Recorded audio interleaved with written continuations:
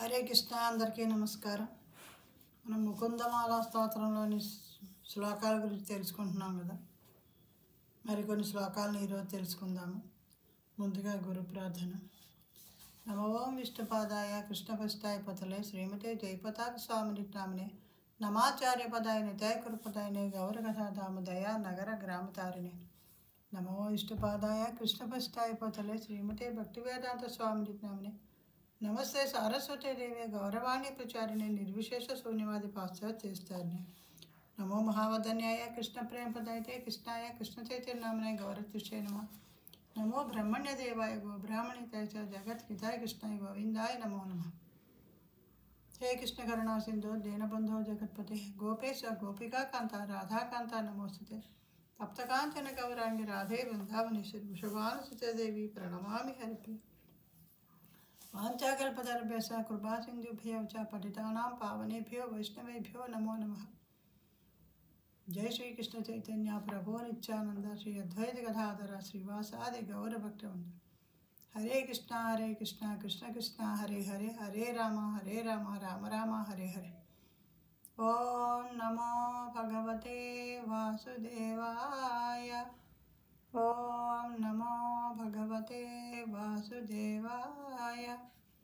ఓం నమో భగవతే వాసుదేవాయ. మోకం కరోతి వాచాలం పంగుం లంఘయతే గిరిం యత్కృపాతమహం వందే శ్రీగురుం దీనతారణం పరమానందమాధవం శ్రీచైతన్యజీశ్వరం.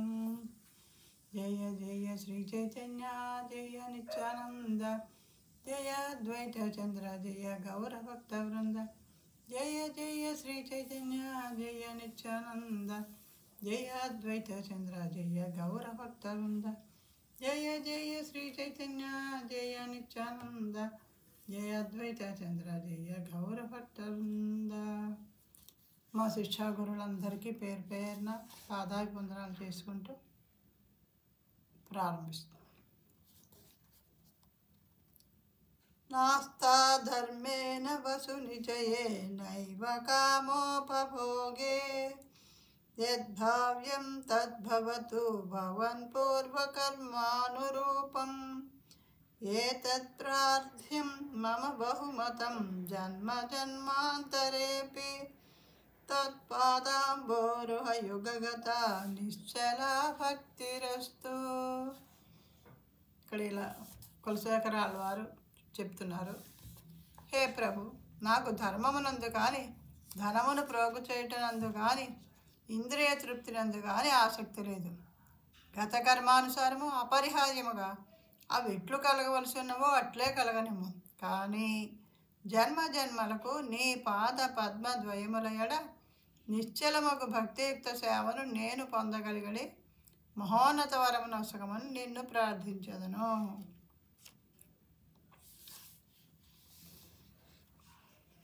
ఎట్టి పరిస్థితుల్లో కూడా ఆ దేవాదేవుని పాదసేవ మాత్రం తప్పనిసరిగా ఉండేటట్టు చేయమని ఆయన అదే పెద్ద గొప్ప వరం నాకని చెప్పేసి అడుగుతున్నారు. ఇక్కడ ప్రభుపాదులు వారు చెప్తున్నారు, ఎప్పుడైతే మనం మనుషులు ఆహార నిద్ర భయ మైథునాలతో కూడిన భౌతిక జీవితానికి అతీతంగా, అంటే అస్తమానం దాని గురించి ఆలోచించడం కాకుండా కొంచెం ధార్మిక కార్యక్రమాలు మనసును బలించుకుంటే నీతి సిద్ధాంతాలను పెంపొందించుకోవటం ఆరంభించినప్పుడు మానవులు భగవత్ చైతన్యం వైపు పురోగమించగలరు. ఈ సిద్ధాంతం మరింతగా అభివృద్ధి చెంది ధార్మిక చేతనంగా మార్పు చెందుతుంది. దానితో అది సత్యం అనుభూతులైనటువంటి ఒక కాల్పనిక అనుభూతికి దారితీను. ఈ విధమైన భగవత్ చైతన్యమే ధర్మబను కూడును మరియు అది వివిధ స్థాయిల్లో భౌతిక పురోగతిని కలగచేయును. ఇక్కడ ఏంటంటే ధార్మిక భావన అనే దాన్ని పెంపొందించుకున్న వాళ్ళు ఏం చేస్తారు, భౌతిక సంపద పొందే ఉద్దేశంతో యజ్ఞాచరణం దానం నానా రకాల తపాలు చేస్తూ ఉంటారు. అట్టి నామమాత్రం అంటే వీళ్ళు చేసేవన్నీ కూడా వాళ్ళ ఇంద్రియ తృప్తి కోసమే తప్ప వేరే విధంగా కాదు అని చెప్తున్నారు. ఇంద్రియ తృప్తి ఉండాలంటే సంపదలు ఉండాలి. ఆ సంపదల కోసం కార్యక్రమాలు కొనసాగిస్తూ ఉంటారు. సంపాదన కోసం ఇంకా ఎక్కడ ఎంత బాగా సంపాదించాలని దానికోసం పరుగులు తీస్తూ ఉంటారు. దీనివల్ల వాళ్ళకి పేరు వస్తుంది, లాభం వస్తుంది, ఇవే ఆలోచిస్తూ ఉంటారు. కానీ నిజమైన ధర్మం అంటే దీనికి వ్యతిరేకంగా ఉంటుంది. దీనికి అది వేరు, ఇది వేరు.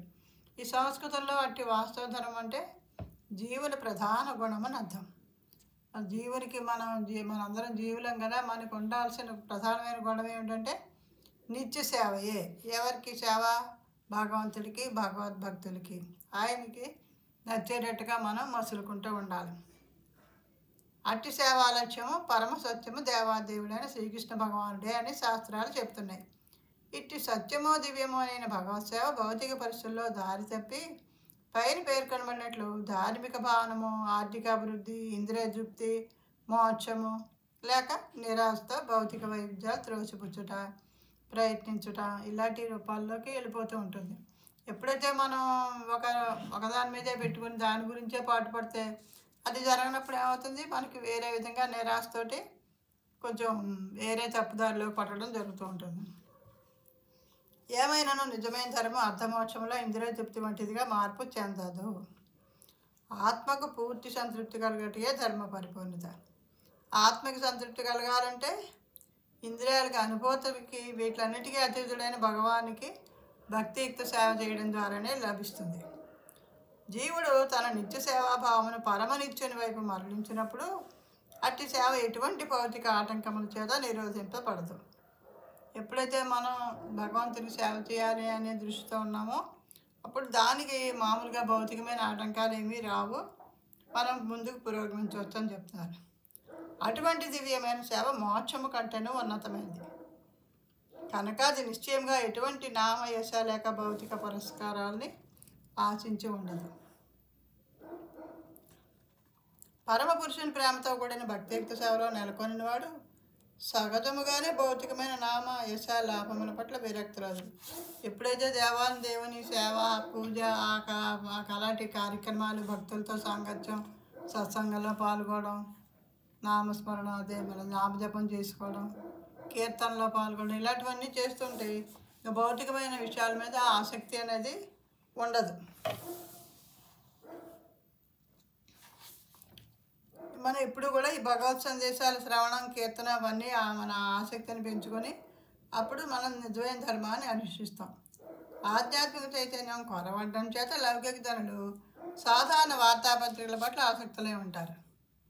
ఇప్పుడు ఎప్పుడైతే మనకి ఆధ్యాత్మిక చైతన్యం మనకు తెలియలేదు, దేవుడి గురించి కానీ ఎవరు చెప్పడం కానీ మనం వినడం కానీ జరగనప్పుడు ఏం చేస్తాం, మనం సినిమాలు చూడడం, టీవీలో సీరియల్స్ చూడడం, వార్తాపత్రికలు చదవడం, తెల్లారేచేటప్పటికి ఈరోజు వార్తల్లో ఏమున్నాయో తెలుసుకోవాలని ఆతృత, ఇవి తప్ప మనకి వేరే ఏమీ ఉండదు.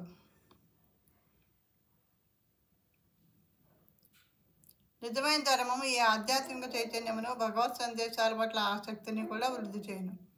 మనం ఎప్పుడైతే దేవుడి గురించి తెలుసుకోవడం మొదలెట్టామో ఇంకా తెలుసుకోవాలని మనకి ఆసక్తి పెరుగుతుంది. అప్పుడు అది మనకి నెమ్మదిగా మన ఆధ్యాత్మిక మార్గంలో పురోగమిస్తాం. అది కలగనప్పుడు ధర్మానుష్ఠాన యత్నం కేవలము శక్తిని వృధాపరచడమే అవుతుంది. ఈ భగవత్ చైతన్యం లేకుండా ఊరికే ధర్మం చేస్తాము అన్న పద్ధతిలో మనం ఉంటే దానివల్ల శక్తి వృధా అయిపోవడమే తప్ప ఇంకేమీ ఉండదు. కనుక ఆర్థిక పరిస్థితిని మెరుగుపరుచుకోవాలనే ఉద్దేశంతో మానవుడి ధర్మమును అనుష్ఠింపరాదు. సంపదలను ఇంద్రియ తృప్తి కోసం వినియోగించకూడదు. ఇంద్రియ తృప్తి ప్రణాళికలతో నిరాశ చెంది మోక్షము కొరకు లేక భౌతిక పరిస్థితుల నుండి విముక్తిని వాంఛింపరాదు. మరి ఏదో ఇంట్లో పరిస్థితుల్లో విసుగొచ్చి అబ్బాయి సన్యాసం తీసుకుంటామని వెళ్ళిపోతే అది తాత్కాలికంగానే ఉంటుంది తప్ప దాని మీద నిజంగా శాశ్వతమైన బుద్ధి ఉండదు. శ్రమ ఫలముతో విభిన్న రకాల ఇంద్రియ తృప్తి కార్యాల్లో నెలకొనటం బదులు మానవుడు జీవిత పరమలక్ష్యం గురించి జిజ్ఞాస చేయ ఉద్దేశంతో కేవలము దేహ పోషణ అవసరమైనంత వరకే శ్రమించవలను. మనకి కడుపు నిండా తినడానికి, ఉండడానికి మనకి ఒక కూడు గూడు గుడ్డ అంటారు కదా, వాటికి సరిపడా మనం సంపాదించుకోగలిగితే చాలు అని ఇక్కడ చెప్తున్నారు. ఇంకా ఎందుకంటే ఇంకా పరుగులు తీసే కొద్దీ శ్రమే తప్ప మనం ఎప్పటికీ కూడా ఆ తృప్తి అనేది కలగదు. పరతత్వము, నిరాకార బ్రహ్మము, హృదయస్థ పరమాత్ముడు, భగవానుడు అనేది 3 దశల్లో అనుభూతమవును. అత్యున్నతమైన ఆధ్యాత్మిక అనుభూతి స్థితిని అనగా భగవద్ అనుభూతిని పొందిన వ్యక్తి సహజముగానే కులశేఖర మహారాజు ఇక్కడ ప్రార్థించినట్లు ప్రార్థించగలరు. ఎప్పుడైతే ఆ భగవద్ అనుభూతికి మనకు కలుగుతుందో అప్పుడు మనం ఈ కులశేఖర మహారాజు గారిలాగా మనం కూడా మనకి ధనం వద్దు, ఆస్తులు వద్దు, ఏమి వద్దు, ఇంద్రియ తృప్తి వద్దు, నీ సేవ ఉంటే చాలు అని చెప్పి భగవంతుని వేడుకునే స్థితికి మనం కూడా వస్తాం.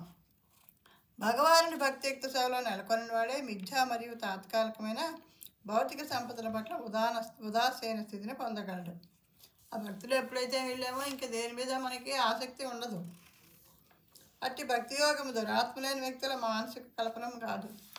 ఇది అనుభవించిన వాళ్ళు ఏమనుకుంటారంటే ఊరికే ఏదో కబుర్లు చెప్తారు కానీ అవన్నీ ఎక్కడ దొరుకుతాయి అనుకుంటూ ఉంటారు. అది నిజంగా అందులో దిగే వాళ్ళకే లోతు తెలుస్తుంది అంటారుగా, అలాగా భక్తి మార్గంలోకి వెళ్ళిన వాళ్ళకే దాని అనుభూతి తెలుస్తుంది.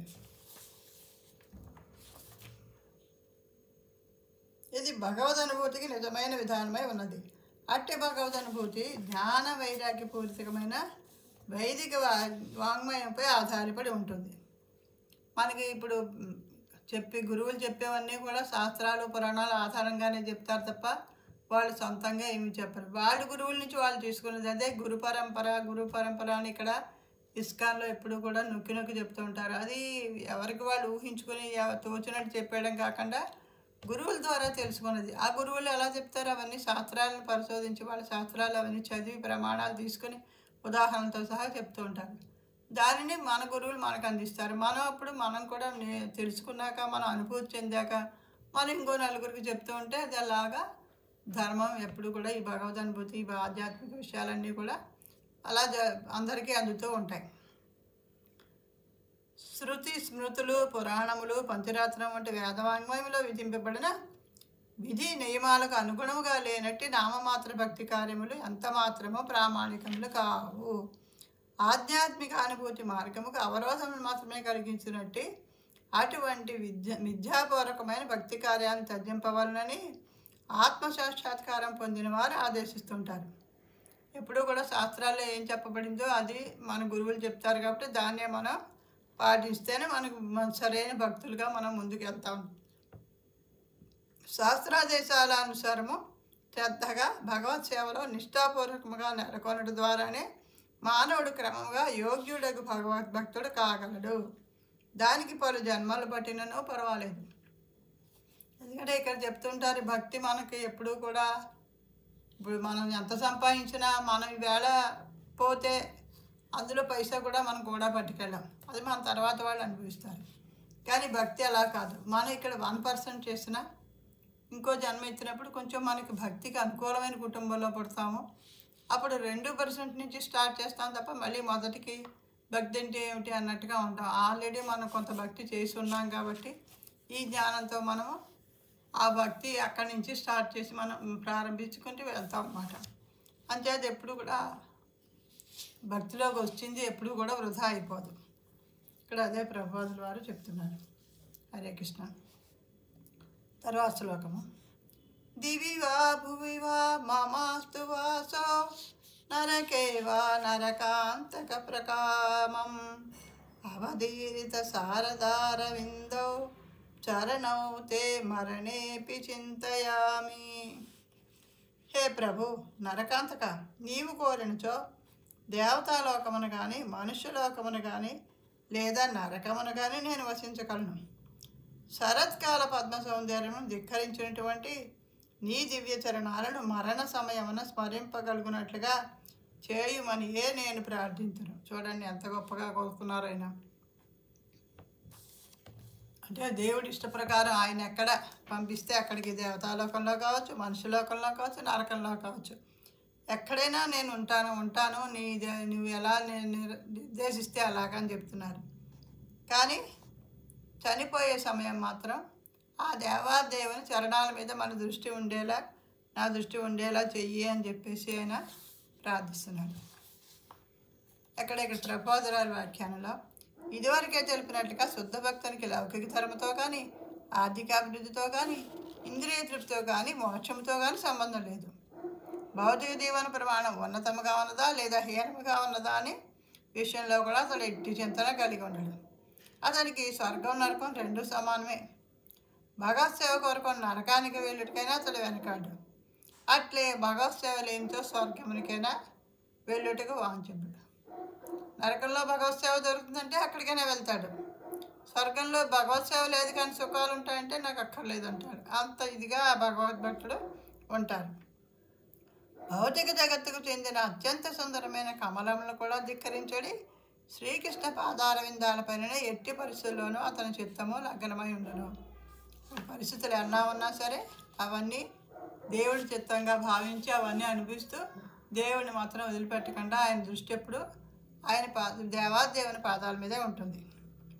శ్రీకృష్ణ భగవాని నామ రూప గుణ లీలాదుల దివ్యస్థితి కారణముగానే భక్తుడు అట్లు తృణముగా చూచుటకు కారణం. ఎప్పుడైతే శ్రీకృష్ణుని లీలలు వింటూ ఉంటామో ఆయన గురించి తెలుసుకుంటూ ఉంటామో అంచేత మిగతావన్నీ కూడా గడ్డిపోచు కన్నా హీనంగా మనకి కనిపిస్తాయి. భగవంతుడు హస్తములు లేకునను భక్తితో మనం ఏది సమర్పించినను స్వీకరించగలడని, పాదములు లేని వాడైనను ఎక్కడికైనాను చరింపగలడని, భౌతిక నేత్రములు లేని వాడైనను సర్వత్రా చూడగలడని శృతి మంత్రములు ప్రకటిస్తున్నాయి. భగవాను సర్వేంద్రియాలు సర్వశక్తి సమన్వితాలని శ్రీ బ్రహ్మ సంహిత వర్ణించింది. భౌతిక నేత్రములు చూడగలవే కానీ వినలేవు. మనం కళ్ళతో చూడడం తప్ప ఇంకే పని చేయలేం, చెవులతో వినడం తప్ప ఇంకో పని చేయలేం. కానీ భగవంతుని నేత్రములు చూడగలవు, వినగలవు, తినగలవు, సంతానోత్పత్తిని వంటి వాటిని కూడా చేయగలవు. ఆయన ఒక చూపుతోటే ప్రకృతి నుంచి జీవులు ఉద్భవించారని చెప్తారు. కేవలము భౌతిక ప్రకృతిపై దృష్టిని సారించి అతడు జీవులనే బీజముతో ప్రకృతిని గర్భము దాల్చినట్లు చేయనని శృతి మంత్రములు చెప్తున్నాయి. ప్రకృతి గర్భంలో జీవులను ఉత్పత్తి చేసి వాటికి తండ్రి ఒకటికి అతడు ప్రకృతితో సంభోగించవలసిన అవసరం ఏమాత్రం లేదు. ఆయన కంటి చూపుతోటే ఈ జీవరాశి అంతా ఉద్భవిస్తుంది. కనుక భగవానికి భక్తులతో గల ఎట్టి సంబంధమైనను తండ్రిగా, పుత్రునిగా లేక మరేదైనను అది ఎంత మాత్రమో భౌతికము కాదు. భగవానుడు శుద్ధ చైతన్య స్వరూపుడు కనుక ఏదైనా జీవాత్మ శుద్ధ ఆధ్యాత్మిక స్థితిలో నిలిచి ఉన్నప్పుడే అతనితో ఏదైనా సంబంధమును కల్పించుకోవచ్చును. మనం భౌతిక విషయాల మీద ఉన్నంతసేపు మనకి భగవంతుడితో ఏ విధమైన సంబంధం ఉండదు. ఎప్పుడైతే మనం ఆధ్యాత్మికంగా వెళ్తామో, శుద్ధ భక్తిలోకి వెళ్తామో అప్పుడు మాత్రమే మనకి భగవంతుడితో సంబంధం కలుగుతుంది. అల్పజ్ఞులైన తత్వవేత్తలు భగవంతునికి ఆధ్యాత్మికులైన జీవులకు గల ఇటు ఆధ్యాత్మిక సంబంధమును ఊహించలేరు. మామూలు విషయాల మీద, భౌతిక విషయాల మీద ఇంట్రెస్ట్తో ఉండే వాళ్ళకి ఎప్పుడు కూడా ఇవన్నీ అర్థం కావు. ఆ విధంగా వారు భౌతిక సంబంధాలు నిషేధించాలని భావంతో ఆలోచిస్తారు. దానితో వారు సహజముగానే నిరాకార భావాన్ని చేపడుతుంటారు. దీనికి భిన్నముగా కులశేఖర మహారాజు వంటి శుద్ధ భక్తుడు ఆత్మ మరియు భౌతిక పదార్థములకు సంబంధించిన సంపూర్ణ జ్ఞానమును కలిగి ఉండను. భౌతికమైనదంతా మిథ్య అని అతడు చెప్పడు. అయినను అతనికి స్వర్గం మొదలుకొని నరకం వరకు గల భౌతికమైన దేనితోడు సంబంధం లేదు. జీవులు పొందాలని ఆశించే ఆధ్యాత్మిక ఆనందము క్రింద లోకముల నుండి విశ్వములోని అత్యున్నత లోకమైన బ్రహ్మలోకం వరకు ఎక్కడా లేదు అనేది భగవద్గీత వాక్యమును అతడు పూర్తిగా ఎరిగినట్టువాడు. కనుకనే శుద్ధ భక్తుడు ఆధ్యాత్మిక జీవిత జ్ఞానమును పూర్తిగా కలిగి ఉన్నట్టువాడై భౌతిక సంబంధాలను త్యజించును. భగవానితో ఆధ్యాత్మిక సంబంధమును పెంపొందించుకొనుటను కూడా అతడు ఏకకాలమును చేయును. అనగా భక్తునికి గల ఆధ్యాత్మిక జ్ఞానం అతడు భౌతిక అస్తిత్వమును త్యజించుటకే కాకుండా నిజమైన శాశ్వతమైన ఆధ్యాత్మిక అస్తిత్వమును అవగాహన చేసుకున్నట్టు కూడా అవకాశాన్ని కలిగించును. ఇట్టి అవగాహన కులశేఖర మహారాజు ఈ ప్రార్థనలో తెలియజేస్తున్నారు. హరే కృష్ణ. తర్వాత శ్లోకం. చింతయామి హరిమేవ సంతతం మందహాసముదితారణాంబుజం నందగోపతనయం పరాత్మరం నారదాదిముని వృందవందితం. సుందర దరహాసభరితమైన ముఖకమలమును కలిగిన శ్రీహరినే నేను నిరంతరము స్మరించను. అతడు నందగోపతనయుడైనప్పటికీ నారదాది మహామునుల చేత పూజింపబడి పరమ సత్యము అయి ఉన్నాడు. ఆయన దేవాది దేవుడు అవతారంగా వచ్చినప్పుడు ఆయన వాళ్ళ ఇంట్లో పుట్టారు. అంత మాత్రం చేత ఆయన దేవాదేవుడు కాకపోవడం ఆయన అక్కడే చిన్న పిల్లవాడిగా ఉన్నప్పుడు కూడా ఆయన దేవాదేవుడు అని తెలిసిన నారదాది మునులందరూ కూడా వచ్చి ఆయన దర్శించుకుని పూజించి వెళ్ళడం జరిగింది. అదే ఇక్కడ మనకు చెప్తున్నారు. కులశేఖర మహారాజు భగవాను తలుచుకుని ఆ దేవాది దేవుని ఆనందమును స్మరించి అతడు కూడా స్వయంగా ఆనందపరుచుడే. భక్తులు అనేవాళ్ళు ఎప్పుడూ కూడా అది ఊహించుకొని అవి తలుచుకుంటేనే వాళ్ళ అవన్నీ ఎంతో ఆనందం పొందుతారు. శ్రీకృష్ణ భగవానుడు నిత్య ఆనందమయుడు మరియు బద్ధజీవుడు దాదాపు దుఃఖంతోనే నిండి ఉంటాడు. మనము మన ఆధ్యాత్మిక స్వభావాన్ని విస్మరించి జీవించినప్పుడు భ్రమతో కూడిన నామమాత్ర ఆనందమైనను అసంతృప్తిగా ఉండను. అది క్షణిక సుఖము, చపల సుఖము. గోవిందదాసు ఈ విషయమును బధుహురేమన అను గీతములో ఇట్లు ప్రకటించను. ధనము, యవ్వనము, పుత్రులు, పరివారము ఉన్న వాటిని ఎట్లు విశ్వసించదవు? ఈ జీవితము తామరాకుపై నీటి పొట్టు వలె అటు ఇటు కదులుతూ చంచలముగా ఉన్నది కనుక శ్రీహరి దివ్య పదములనే నీవు నిరంతరం సేవించవలను. మరొక వైష్ణవ కవి నరోత్తమదాస్ ఠాకూర్ శ్రీ చైతన్య మహాప్రభు మరియు శ్రీ నిత్యానంద ప్రభువుకు సంబంధించిన గీతములో భగవంతునికి సంబంధించిన ఆనందమును సుఖమును ఇట్లు వర్ణించను. హాహా ప్రభు నిత్యానంద ప్రేమానంద సుఖీ కృపవలోకనకరో ఆమి బడో దుఃఖీ.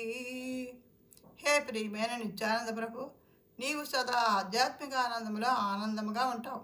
నీవు ఎల్లప్పుడూ పరమానందముగా కనిపించదు కనుక నేను నిన్ను సమీపించుతుని. నేను పరమ దుఃఖిని. కృపతో నీవు నాపై దృష్టిని సారించో నేను కూడా సౌఖ్యవంతుడవుదును. తాను సహజ భగవత్ ప్రేమ స్థితిలో నెలకొన్నట్లు కులశేఖర మహారాజు ఈ ప్రార్థనలో వెల్లడి చేశాను. అట్టి స్థితిలో భక్తుడు గౌరవంతో నిండిన ఉత్సవాలకు, స్తోత్ర పాఠాలకు అతీతముగా శ్రీహరిని నిరంతరం స్మరించును. భక్తియుక్త సేవలో ఇదే నిజమైన ప్రామాణిక సుఖము. అట్టి నిరంతర భగవత్స్మరణం భగవన్నామ కీర్తనం చేతనే సాధ్యపడును. కీర్తనీయ సదాహరి అని శిష్టాష్టకం 3లో శ్రీ చైతన్య మహాప్రభు ఆదేశించినట్లు కృష్ణనామ కీర్తననే ఎల్లప్పుడూ చేయవలను. ఈ విధముగా అతడు కృష్ణానందములో నిరంతరము సుఖముగా ఉండను. ఆయన నామస్మరణ చేసుకుంటూ, ఆయన గురించి కీర్తనలు పాడుతూ, ఆయన గురించి ఎక్కడ చెప్తున్నారో అవన్నీ వినడానికి ప్రయత్నిస్తూ, అంటే శ్రవణం, కీర్తనం, స్మరణం ఇవన్నీ కూడా నవవిధ భక్తుల్లో చెప్తారు. ఇవన్నీ మనం పాటిస్తూ ఉంటే ఇంకా కృష్ణానందంలో నిరంతరం సుఖంగా ఉంటారు అని చెప్తున్నారు. శ్రీకృష్ణుని ఆనందం వృద్ధి చెందు సముద్రములే ఆనందాంబుది వర్ణనం నిరంతరం వృద్ధి చెందుతూ ఉంటుంది. జీవుని సహజ స్వభావము భగవత్ సాంగత్యంలో నిరంతరము ఆనందంతో ఉండడం చేత అట్టి సముద్రంలోనే అతడు మునిగి ఈదులాడవలసి ఉండను. కులశేఖర మహారాజు శ్రీకృష్ణ భగవానుని నందగోపతనునిగా వర్ణించను. కృష్ణ చైతన్యం వల్లే కలిగే ఆనందాన్ని ఇక్కడ సూచిస్తున్నారు. శ్రీకృష్ణుడు వైకుంఠ లోకనాథుడు. అతడు స్వయం చతుర్వ్యూహంగాను మరియు పురుషావతారములుగాను ఇతర అనేక రూపాలుగాను విస్తరించను. కానీ గోలోక బృందానులోని గోపాలక రూపమే అతని ఆది రూపము. అతనికి మిత్రులు, తల్లిదండ్రులు, ప్రేమికులు కాదలిచిన శుద్ధ భక్తులతో పరస్పర ప్రేమ వినిమయం కొరకు అతడు ఈ ప్రపంచంలోని బృందావన ధామమునకు విచ్చేసను.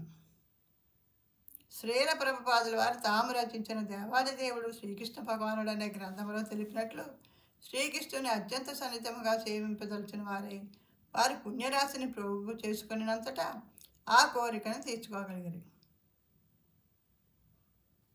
మరోలా చెప్పాలంటే ఎన్నో జన్మల్లో వారు భగవంతుని పట్ల ప్రేమతో కూడిన భక్తియుక్త సేవను పరిపూర్ణం చేసుకున్న తర్వాత వారి ప్రత్యేకమైన రసభావన ప్రేమ వినిమయం కొరకు శ్రీకృష్ణుడు స్వయముగా ఆవిర్భవించారు.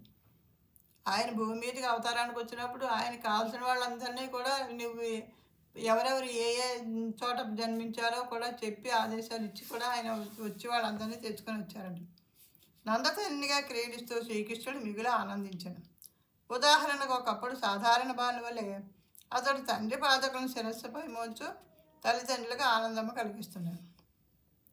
శ్రీకృష్ణుడు ద్వారకలో అసమానమైన వైభవంతో 16,108 భవనాలలో అంతే సంఖ్యలో గల రాణులతో మహా అద్భుతమైన లీలను చేశాను. నారదముని ఒకసారి ద్వారకను దర్శించి ఆ దేవాది దేవుడు అన్ని భవనాలలోనూ వివిధ రకాల లీలలో నెలకొని ఉన్నట్లుగా దర్శించను.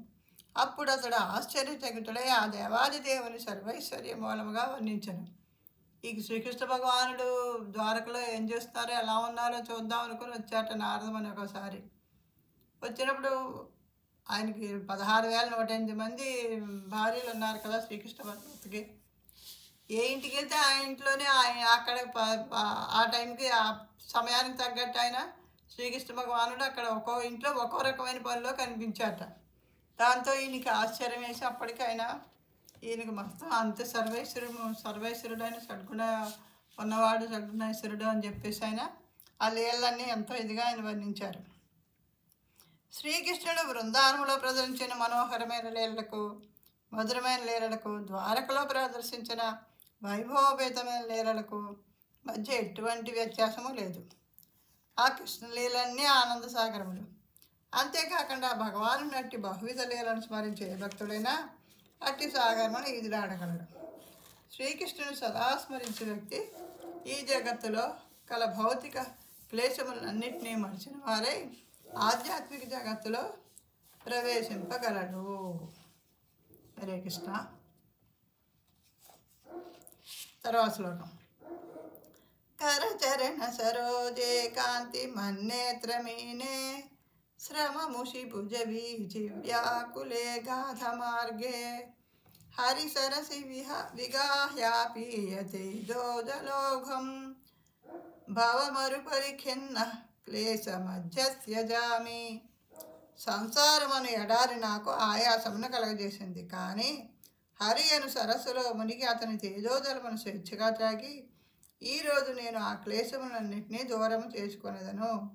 శ్రీహరి కరచరణములే ఆ సరస్సునందలి పద్మములు, కాంతులీనుడి అతని నయనములే మీనములు. అలసటను తీర్చుడు ఆ సరోవర జలము అతని భుజములచే కలుగజేయబడి అలలచే కల్లోలితమై అగాధముగా ప్రవహించును. ఈ స్థితిలో కులశేఖర మహారాజు భగవానుని సర్వాకర్షక రూపమును ఉదాహరణగా ప్రాణదాయకమైన సరస్సుతో పోల్చి చెప్తున్నారు. ఒకవేళ భక్తుడు అట్టి సరస్సులో దూకి దాని జలమును త్రాగించో సంసారిక శ్రమ ఒక్కమారుగా తొలగిపోగలదు. ఇక్కడ సంసారం అనేది ఒక ఎడారితో పోలుస్తున్నారు. అక్కడ ఆ బాధ్యతలు అవన్నీ చేస్తూ చేస్తూ అలసిపోయి ఉంటే అలాంటి వాడి భక్తిలోకి వస్తే ఆ భక్తిలో ఆయన స్మరణతోటి ఈ అలసటంతా తీరిపోతుంది అని చెప్తున్నారు.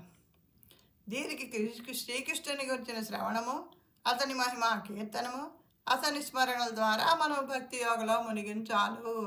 అంటే ఏదో సరస్సు మనకు ఎదురుగుండా కనిపిస్తుంది అందులోకి వెళ్ళాలని కాదు. మనకి అలాంటిది మనకి అనుభవం కలగాలంటే ఆయన గురించి వినాలి, ఆయన మహిమలు చెప్పుకుంటూ ఉండాలి, అలాగే తలుచుకుంటూ ఉండాలి. ఆయనతో మనం అందరం ఎందుకు ఈ కార్యం చేయరాదు?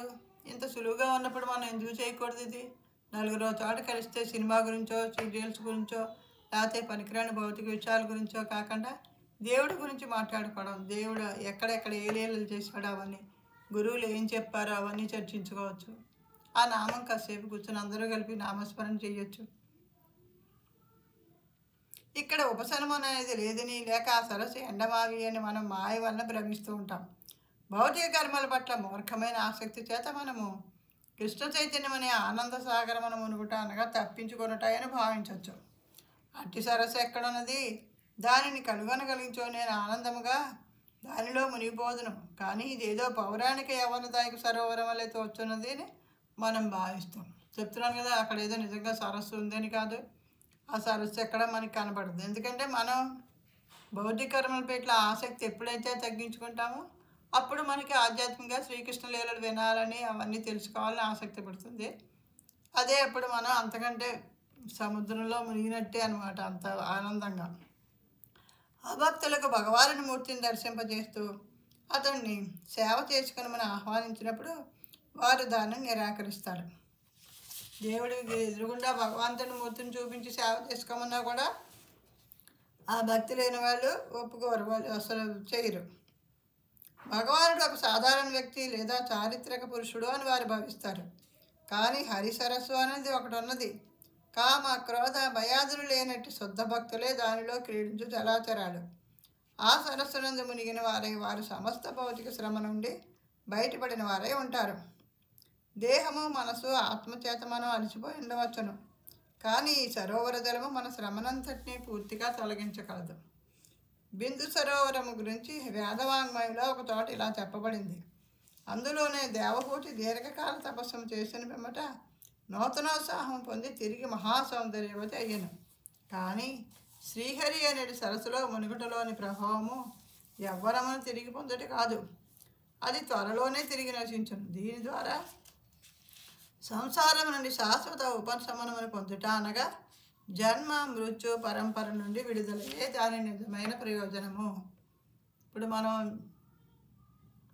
జన్మం తీసుకున్నాక పెరుగుతాం, పెద్దవాళ్ళు అవుతాం, ముసలాళ్ళు అవుతాం, చనిపోతాం, మళ్ళీ జన్మ తీసుకుంటూ ఉంటాం. ఇలాంటి చక్రంలో పడకుండా భగవంతుడిని ఆశ్రయిస్తే ఇవేవి లేకుండా మనం దీన్ని దాటుతాము అని చెప్తున్నారు. మందిరములోని శ్రీ విగ్రహాలను అర్చించడం ద్వారా, శాస్త్రములోని భగవంతుని రూపవర్ణనల గురించి వినుట ద్వారా మనము భగవంతుని దివ్య రూపం పట్ల ఆకర్షణ పొందవచ్చును. ఎప్పుడైతే మనం దేవుడి గురించి వినడం మొదలంటామో అప్పుడే మనకి ఆయన గురించి ఇంకా తెలుసుకోవాలని ఆసక్తి వస్తుంది. అంతేకాకుండా హరినామ శ్రవణ కీర్తనలు కూడా అతని రూపం పట్ల ఆకర్షణను ఉత్పన్నం చేయగలవు. ఈ కీర్తనలు అవి వింటూ ఉంటే మనకి ఆసక్తి పెరుగుతూ ఉంటుంది. శుద్ధమైన కీర్తన చేసే భక్తునికి అంత్యమున భగవంతుని రూపం ప్రకటమవును. అని ఎప్పుడైతే నిజమైన భక్తితో ఆ కీర్తన పాడడం మొదలు పెడతామో అప్పుడు మనకి ఆ దేవుడి రూపం కనిపిస్తుంది అన్నమాట. భగవత్ రూపం పట్ల ఆకర్షితులమైన కొలది మనం ఇతర రూపములను ఆనందించమని ఎట్టమని త్యజింపగలం. ఇంకా దేని మీద మనకి అప్పుడు ఆసక్తి రాదు, ఇంకేదో చూడాలని కోరిక పుట్టదు. ఎప్పుడూ కూడా ఇంకా దేవుడినే చూడాలని అనిపిస్తుంది. అట్టి ప్రయత్నమే శ్రమను కలిగించును. ఇంక వేరేవి చూడాలనే ప్రయత్నం కూడా మనకి శ్రమే తప్ప ఇంకేం లేదు. కేవలము శ్రీకృష్ణుడే మనకు తృప్తిని కలగజేయగలని భోగత్యాగానంతరము మనం ఎరగలం. ఎప్పుడైతే ఈ భౌతిక విషయాల మీద ఆసక్తి తగ్గుతుందో అప్పుడు మనకి శ్రీకృష్ణుడు తప్ప ఇంకెవరూ మనకి సంతోషాన్ని, ఆనందాన్ని ఇవ్వలేరని, తృప్తిని కలిగించలేరని మనకి అర్థమవుతుంది. హరే కృష్ణ. ఈరోజు ఇక్కడితో ఆఫ్ చేస్తున్నాను. మరలా మరికొన్ని శ్లోకాలతో మీ ముందుకు వస్తాను. ఇందులో ఏదైనా పొరపాటు జరిగి తప్పులు కానీ జరిగి ఉంటే క్షమించవలసిందిగా కోరుతున్నాను. వాంఛాకల్పతరుభ్యశ్చ కృపా సింధుభ్యో చ పతితానాం పావనేభ్యో వైష్ణవేభ్యో నమో నమః. హరే కృష్ణ కృష్ణ కృష్ణ హరే హరే, హరే రామ రామ రామ హరే హరే.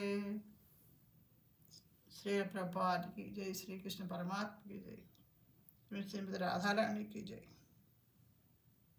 यथै गौर प्रेमानंदे. हरि हरि बोल. Thank you very much.